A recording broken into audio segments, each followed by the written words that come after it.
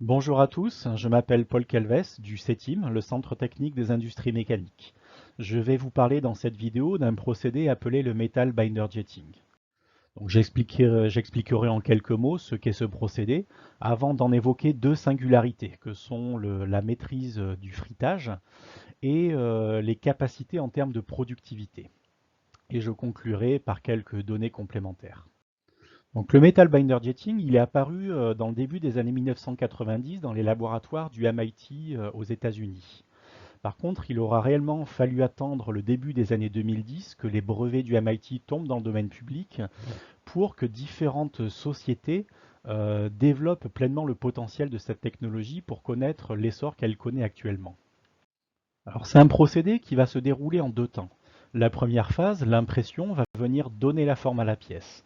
Pour ça, on va venir superposer différentes couches de poudre métallique sur lesquelles on va projeter un liant de façon sélective, de façon à venir agglomérer les particules métalliques dans les zones où on souhaite construire la pièce.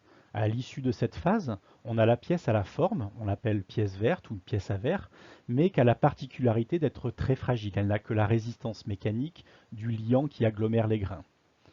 C'est pour ça que dans un deuxième temps, il y a une phase de consolidation. C'est ce qu'on va appeler le frittage.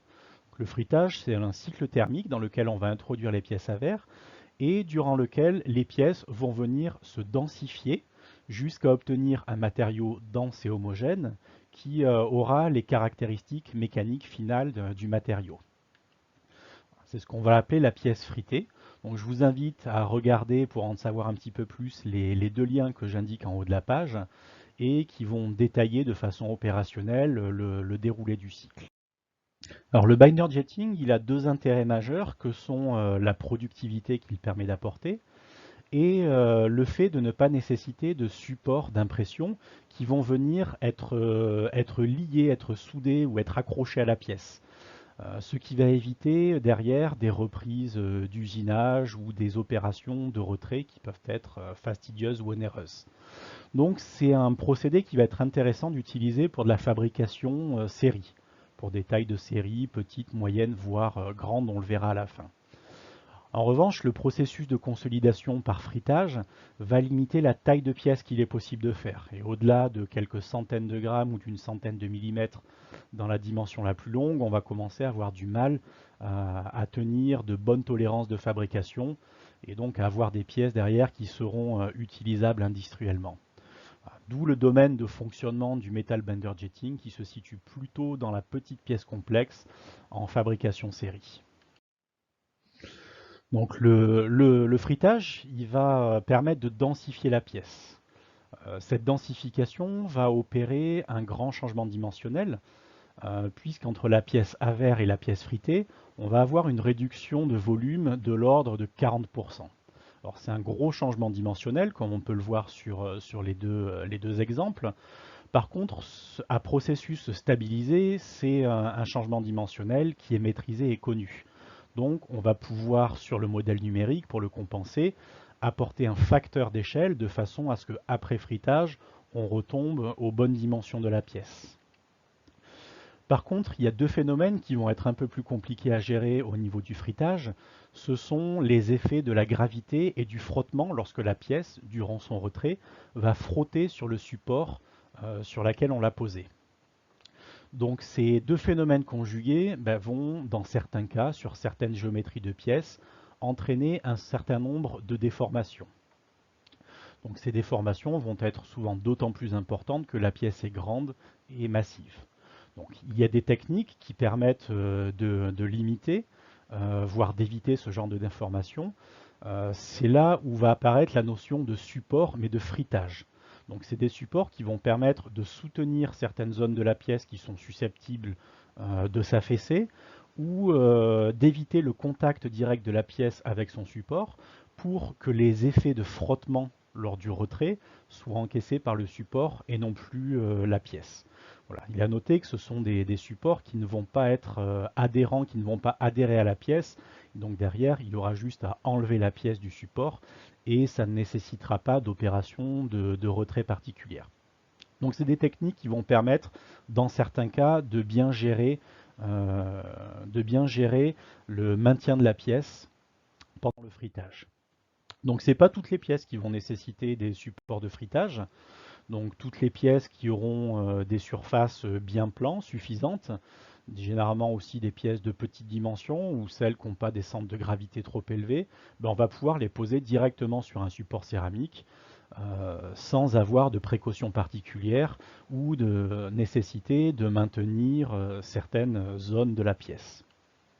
Par contre, pour des pièces plus massives, sur lesquelles n'ont pas de plan sur lesquels elles peuvent reposer ou pas de plan suffisant, eh ben, ces pièces-là vont nécessiter la conception et la mise en œuvre de supports de fritage, comme on le voit sur quelques exemples.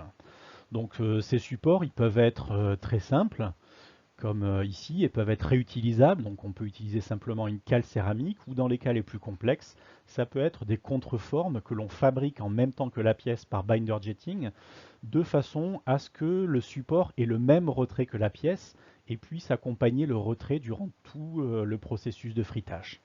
Donc, comme je l'ai expliqué, c'est des supports qui vont servir à maintenir la pièce et qui ne vont pas adhérer à la pièce, donc qui ne nécessiteront pas d'opérations d'enlèvement particulières. En termes de potentiel industriel, aujourd'hui, le metal binder jetting, c'est un procédé qui est regardé de très près par les industriels. Donc, il y a une raison principale, c'est l'évolution en quelques années seulement des capacités en termes de productivité. Donc si on regarde quelques années en arrière, 3-4 ans en arrière, les machines étaient déjà capables d'imprimer avec des vitesses de fabrication de l'ordre de 100 cm3 par heure. Donc c'est des vitesses de fabrication assez élevées pour de la fabrication additive et qui ont déjà permis de rendre possible la fabrication série de premiers composants, et y compris dans l'industrie mécanique. Si on fait le point aujourd'hui, donc 3-4 ans après, ben on voit que les machines aujourd'hui commercialisées permettent d'atteindre des vitesses de fabrication de l'ordre de 600 cm3. Donc on a déjà augmenté en 3-4 ans d'un facteur 5 à 6 les vitesses de fabrication. C'est ce qui commence à susciter l'intérêt des industriels, d'autant que si on se projette à l'échelle de 1 ou 2 ans et sur les machines en cours de développement, voire certaines qui sont déjà en bêta-test, ben on voit qu'il est attendu des productivités de l'ordre de 10 000 cm3 cette fois. Donc en l'espace de 5 ans, une multiplication par 100 des possibles vitesses de fabrication. Donc on commence à entrevoir, ou on commence à rendre possible ici, par ces vitesses, de la fabrication de masse ou de très grande série. D'où l'intérêt très fort des industriels pour ces technologies.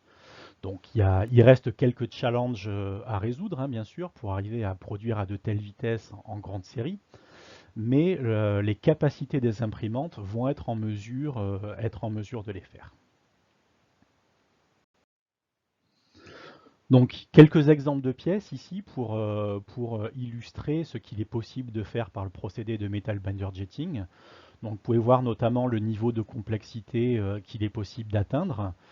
Et une pièce de monnaie pour aussi vous rendre compte de la taille de pièce généralement intéressante à fabriquer par ce procédé.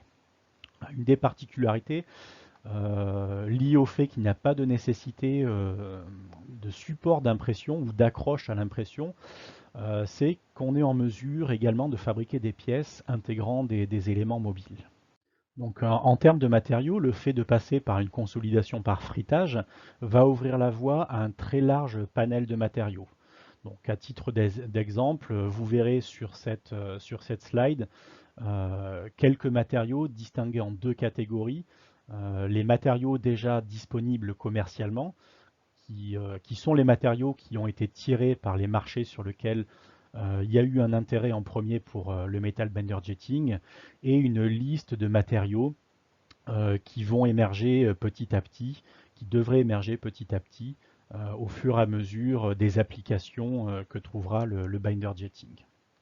Alors le metal binder jetting, aujourd'hui, ce n'est pas le seul procédé qui va utiliser la voie de fritage pour venir consolider une pièce 3D. Il existe d'autres procédés qui vont avoir tous le même point commun, c'est-à-dire de venir agglomérer des particules métalliques à l'aide d'un liant pour venir mettre en forme une pièce qui ensuite sera consolidée par fritage. Par contre, le metal binder jetting et le BMD ou FFF sont vraiment les deux voies aujourd'hui qui se développent. Le binder jetting pour la production série et le BMD ou FFF plutôt pour de la fabrication unitaire de composants. Donc il me reste plus qu'à vous remercier pour votre attention et vous dire au revoir.